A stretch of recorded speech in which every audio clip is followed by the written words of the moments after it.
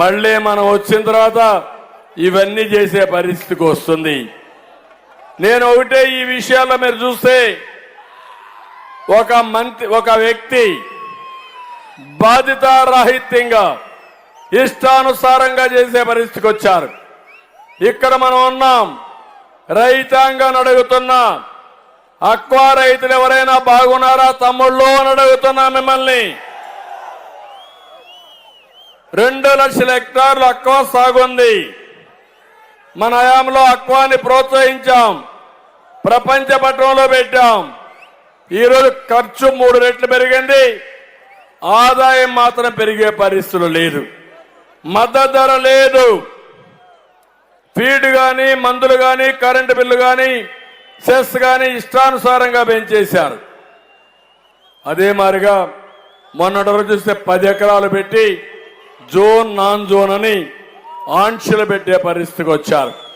నేను ఒకటే హామీ ఇస్తున్నా, ఈ రాష్ట్రానికి కోస్టల్లో అక్వాకల్చర్ అవసరం.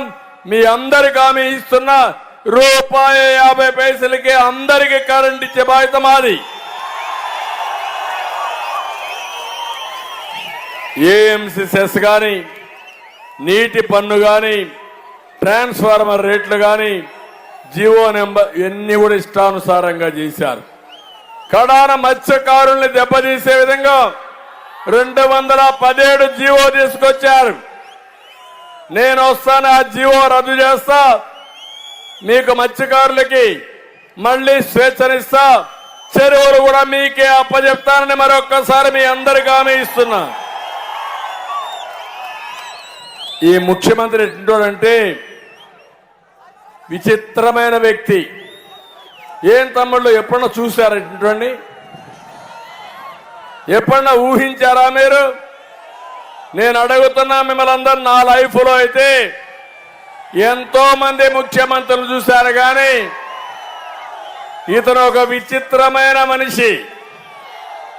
విచిత్ర జంతువు అందామా, మనిషి అందామా, రాక్షసుడు అందామా, నాకైతే అర్థం కావడం లేదు.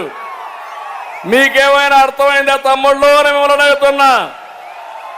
ఏమో మా ఆడబిడ్డలు మీకు అర్థమైందా అని మిమ్మల్ని అడుగుతున్నా.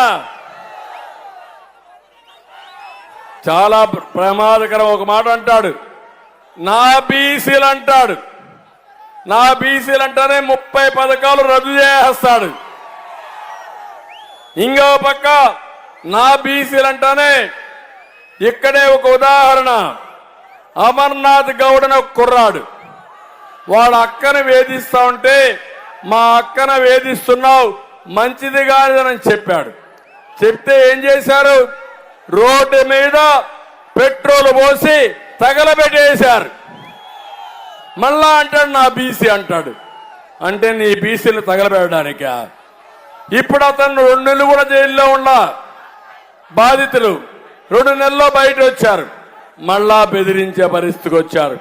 నేను ఒకటే చెప్తున్నా, నేను వస్తానే ఇలాంటి వాళ్ళని మక్కలు ఎరగొట్టి ఇంటికే పరిమితం చేస్తా. అదే మాదిరిగా బీసీలకు అడుగుతున్న ఒక్క కార్యక్రమం మీకు ఇచ్చాడా తమ్ముళ్ళు అని మిమ్మల్ని అడుగుతున్నా. ₹1 రుణం ఇచ్చాడా అని మిమ్మల్ని అడుగుతున్నా. ఇంకో పక్క నా ఎస్సీలు అంటాడు. నా ఎస్సీలని 27 కార్యక్రమాలు నేను ఇచ్చాను, 27 పథకాలు రద్దు చేశాడు. నా ఎస్సీ అంటాడు ఒక డ్రైవర్ని చంపేసి డోర్ డెలివరీ పంపించే పరిస్థితికి వస్తారు. అవునా కాదా? మళ్ళా నా ఎస్సీ అంటాడు, నీకేం రాయిచ్చారా? మమ్మల్ని చంపండి, డోర్ డెలివరీ రాయి పంపని చెప్పారా ఎవరు నన్ను అడుగుతున్నా.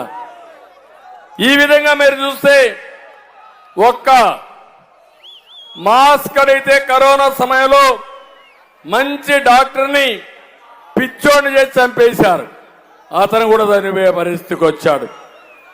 ఏంటి నీ అహంకారం? అంబేద్కర్ గారి పేరుతో నేను విదేశ విద్యా విధానం తీసుకొచ్చాను. అంబేద్కర్ పేరు మార్చి జగన్మోహన్ రెడ్డి పేరు పెట్టుకొని అది కూడా అమలు చేయలే. నేను అడుగుతున్నా, నువ్వు అంబేద్కర్ గారి కంటే గొప్ప నాయకుడు ఆ పిచ్చోడా అని అడుగుతున్నా. ఇది అహంభావం అవునా కాదా? మీరు యాక్సెప్ట్ చేస్తారా? ఎస్సీలు గాని బీసీలు గాని బడుగు బలహీన వర్గాలు. అంబేద్కర్ గారంటే బడుగు బలహీన వర్గాలకు రాజ్యాధికారం, ఆర్థిక స్వావలంబనిచ్చిన వ్యక్తి. అలాంటి వ్యక్తికి అన్యాయం జరుగుతా ఉంటే మనం ఉపేక్షిస్తావా తమ్ముళ్ళు అని మిమ్మల్ని అడుగుతున్నా.